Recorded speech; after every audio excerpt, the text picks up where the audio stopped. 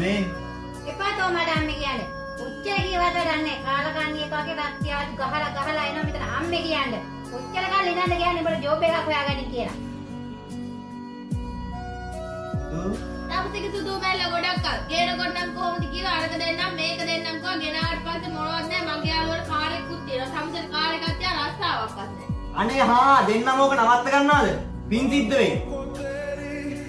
මම කියලා සතුටින් ඉන්න මිනිහෙක් නෙමෙයිනේ. අම්මලාගේ ප්‍රශ්නයි බුවලාගේ ප්‍රශ්නයි ඔක්කොම එකතු වෙලා ඔක්කොම මගේ කර පිට දැම්මම හරිද? ආ? අඩුම මම ඇවිල්ලා මං කෑවද කියලාවත් දන්නවද?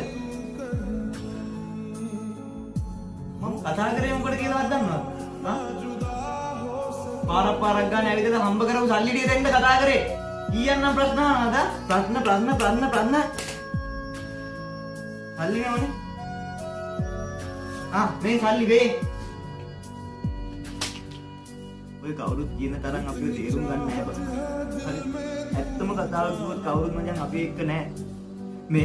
මෙව්ව තියෙනවනම් සල්ලි තියෙනවනම් හැමදේම තියෙනවා.